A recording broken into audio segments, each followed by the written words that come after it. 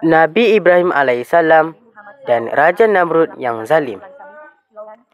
Negeri Babylon diperintah oleh Raja Namrud. Raja Namrud menyembah berhala dan memaksa rakyatnya menyembah berhala. Raja Namrud menganggap berhala itu Tuhannya. Raja Namrud memerintah dengan zalim. Rakyat sangat benci kepada Raja Namrud. Namun begitu, mereka tidak berani melawan. Raja Namrud tidak memperdulikan rakyat. Dialah yang paling berkuasa, katanya. Raja Namrud bermimpi seorang budak lelaki merampas lalu menghempas mahkotanya ke lantai. Raja Namrud memanggil ahli-ahli nujumnya supaya mentadbir mimpinya. Dia menceritakan tentang mimpinya kepada ahli-ahli nujumnya. Akan lahir seorang bayi lelaki. Dia akan menewaskan tuanku, kata ahli nujum. Raja Namrud berasa marah. Dia memerintahkan semua bayi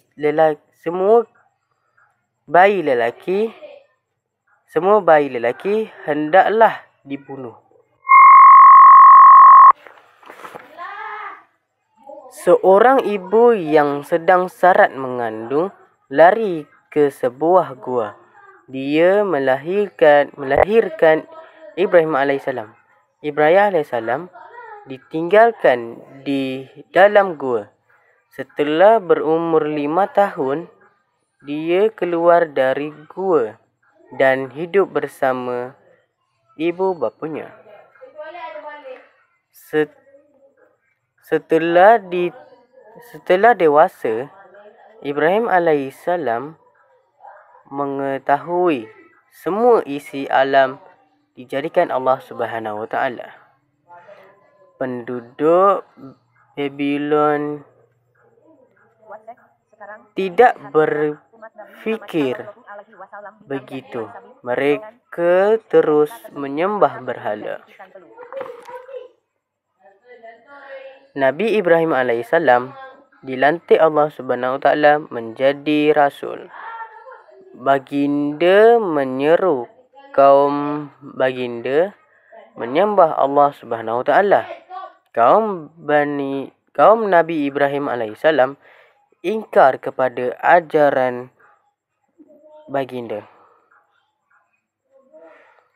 Mereka hendak membunuh Nabi Ibrahim alaihissalam. Di bandar itu terdapat banyak berhala. Terdapat sebuah berhala yang besar. Pada suatu hari, penduduk pergi ke luar kota. Mereka merayakan hari kebesaran Tuhan berhala.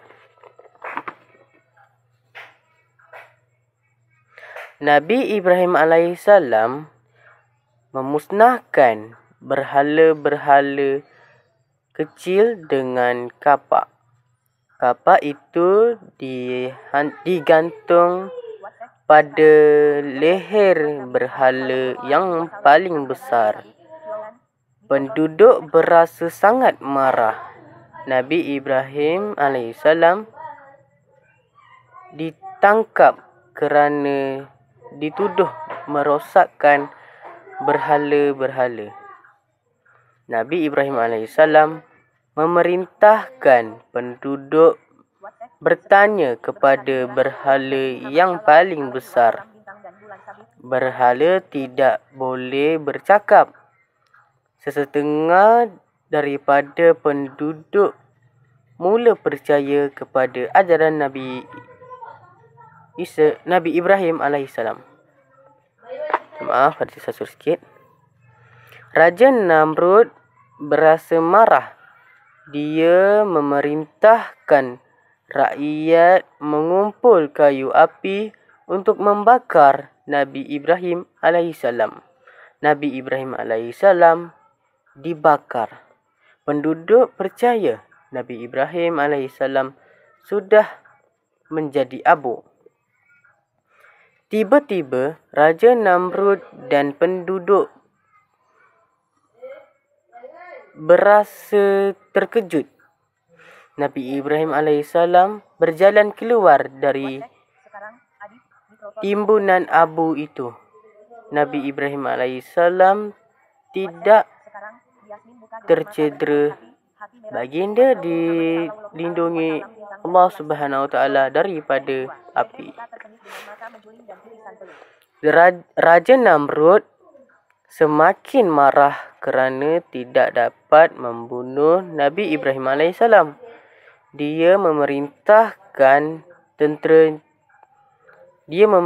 tenteranya berperang dengan tentera Allah Subhanahu Wa Taala.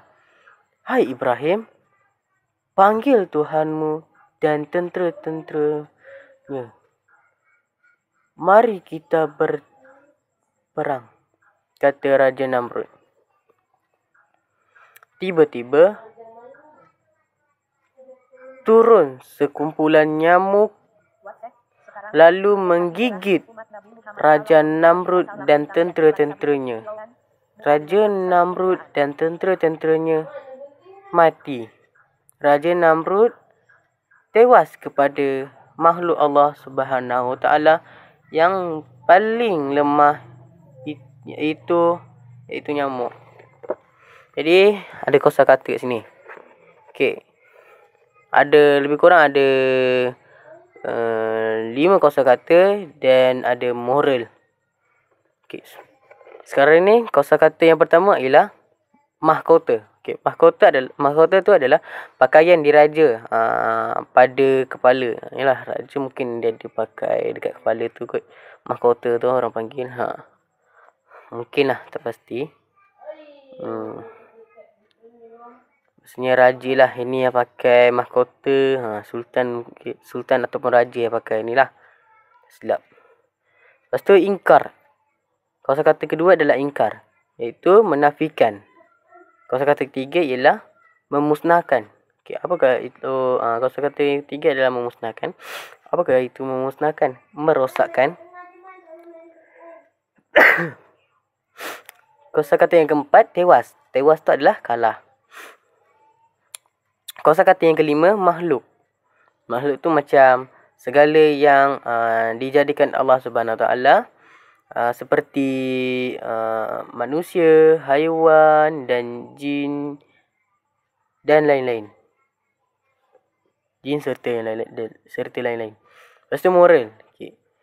Ni macam pengajaran dah kan. Jangan bersifat zalim. Okey. Jadi sampai sini saja. Bye bye. Assalamualaikum warahmatullahi wabarakatuh.